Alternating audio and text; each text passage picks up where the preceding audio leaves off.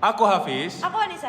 Aku Harin. Aku Alisa. Aku Alga. Aku Bia. Kami dari Kelompok 3.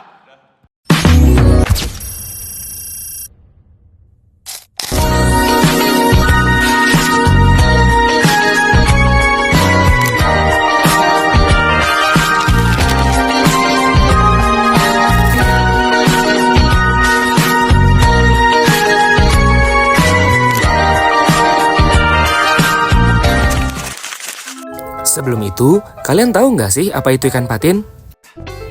Ikan patin adalah salah satu ikan air tawar yang paling banyak dibudidayakan di Indonesia. Pertumbuhannya cepat, adaptif terhadap berbagai kondisi kolam, dan memiliki nilai ekonomi yang stabil. Selain dagingnya yang digemari, kulit ikan patin juga menjadi bahan baku unggulan untuk berbagai proses produk olahan, termasuk keripik kulit yang kini semakin populer. Maka dari itu, mari kita mulai videonya. Sebelum ditebar ke kolam, probiotik terlebih dahulu ditambahkan untuk membantu larva menyesuaikan diri dengan lingkungan barunya.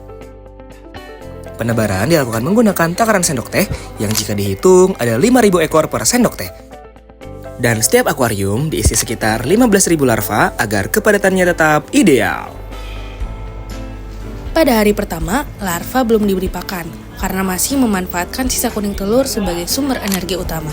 Memasuki hari kedua, hingga hari ketiga, barulah larva diberikan artemia sebagai pakan awal. Setelah fase artemia, pakan dilanjutkan dengan cacing sutra.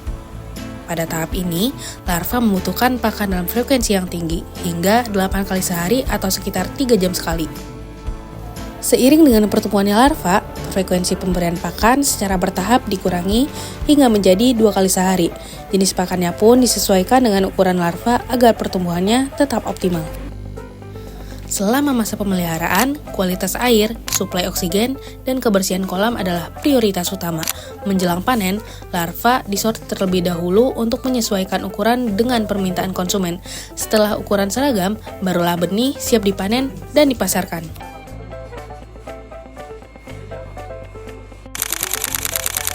Pada fase pembesaran, ikan diberi pakan sekenyangnya namun tetap terkontrol. Perhatikan gerakan makan ikan. Ketika mulai melambat atau tidak lagi agresif, pemberian pakan dihentikan agar tidak ada sisa yang mengendap. Jenis pakan yang digunakan adalah pelet dengan ukuran yang mengikuti bukaan mulut ikan. Frekuensi pemberian pakannya 2-3 kali sehari, pagi, siang, dan sore. Setelah melalui proses pembesaran dengan manajemen pakan dan kualitas air yang baik, tibalah kita pada tahap yang paling ditunggu-tunggu, pemanenan ikan patin. Tahap ini bukan sekadar mengambil ikan dari kolam, tetapi memastikan ikan berada dalam kondisi terbaik, segar, sehat, dan sesuai standar permintaan pasar. Pemanenan dilakukan saat ikan sudah mencapai ukuran konsumsi atau sesuai permintaan konsumen. Sebelum panen, debit air kolam diturunkan secara perlahan untuk memudahkan pengambilan ikan dan mengurangi stres pada ikan. Saat panen berlangsung, pekerja menggunakan jaring untuk mengumpulkan ikan secara hati-hati. Gerakannya tidak boleh terlalu cepat atau kasar, agar tubuh ikan tidak terluka. Pada tahap ini, tenaga kerja biasanya ditambah agar proses panen lebih cepat dan efisien. Setelah ditangkap, ikan segera dipindahkan ke wadah penampungan berisi air bersih. Hal ini bertujuan agar ikan dapat menurunkan kadar lumpur dan kotoran sebelum diangkut. Selanjutnya, ikan disortir berdasarkan ukuran, terutama jika ada permintaan khusus dari konsumen atau distributor.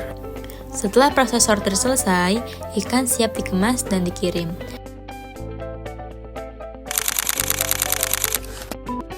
Selanjutnya, kita masuk ke proses pengolahan, yaitu transformasi kulit ikan patin menjadi produk andalan Fishsnack.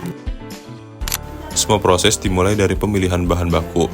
Kulit yang digunakan berasal dari ikan patin minimal 500 gram, karena pada ukuran ini kulit lebih tebal, kuat, dan menghasilkan tekstur terbaik.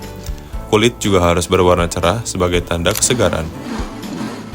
Selanjutnya, masuk ke tahap pembersihan. Pada tahap ini, sisa daging dan lemak yang masih menempel pada kulit dipisahkan secara manual menggunakan pisau. Proses pemisahan ini penting untuk menghasilkan rasa yang bersih dan menghindari aroma tidak sedap saat penggorengan. Setelah bersih, kulit dicuci lalu masuk ke proses perendaman cuka. Perendaman ini berfungsi menghilangkan bau amis sekaligus memperbaiki tekstur kulit sebelum digoreng. Setelah itu, kulit diberi bumbu basah yang menjadi dasar rasa khas fish snack. Kulit kemudian digoreng hingga renyah. Penggorengan dilakukan dengan kontrol suhu agar hasilnya tidak gosong dan tetap berwarna cerah.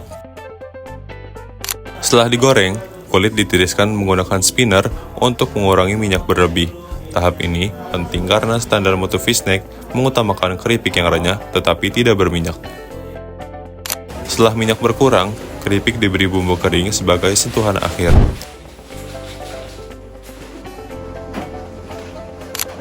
Lalu masuk ke tahap pengemasan. Pengemasan dilakukan dengan rapi dan kedap udara agar kerenyahan tetap terjaga sampai ke tangan konsumen dengan proses yang terkontrol dari awal hingga akhir.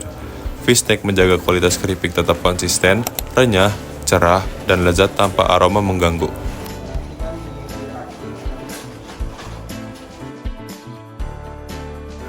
Dan pencatatan dilakukan agar seluruh proses produksi dapat terkontrol dengan baik, sehingga kualitas produk tetap konsisten dan memenuhi standar yang telah ditetapkan. Itulah rangkaian lengkap perjalanan ikan patin, mulai dari larva, pendedaran, pembesaran, hingga akhirnya siap diolah menjadi produk bernilai tinggi. Dari proses panjang inilah tercipta keripik kulit ikan patin yang tidak hanya lezat, tetapi juga berkualitas dan memiliki nilai jual yang tinggi. Sekian dari kami, semoga video ini bermanfaat dan bisa menambah wawasan teman-teman semua. Sampai ketemu lagi.